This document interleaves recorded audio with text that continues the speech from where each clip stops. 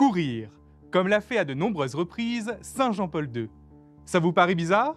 Venez, je vous embarque dans la vie étonnante de ce pape athlète.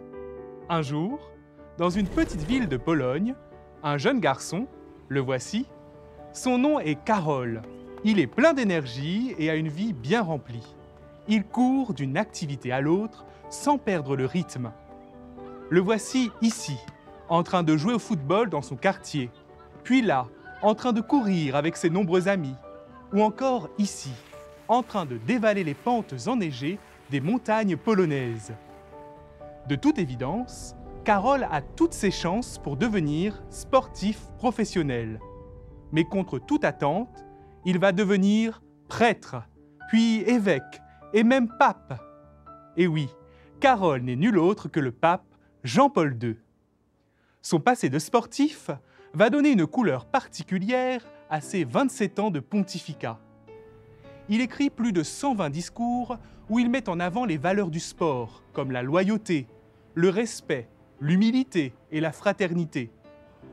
Il reçoit au Vatican de nombreux sportifs professionnels, comme les Harlem Globetrotters, une célèbre équipe de basketteurs américains.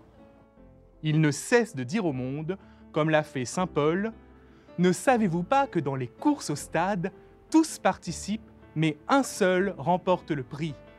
Courez vous aussi, de manière à pouvoir le remporter. » Jean-Paul II a aussi à cœur de sortir du Vatican.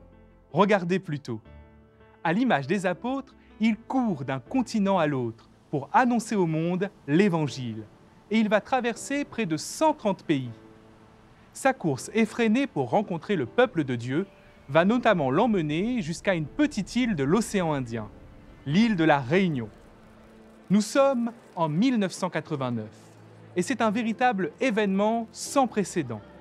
Une foule immense est réunie et tous sont bouleversés parce qu'ils entendent le pape dire en créole « Reste pas dans le fait noir, viens dans la lumière.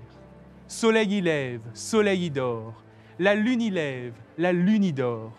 Zot même, la lumière y éteint pas. » Nul besoin de vous dire que cette étape de la course du pape athlète va marquer nombre de Réunionnais. Ainsi, Saint Jean-Paul II était un disciple missionnaire du Christ.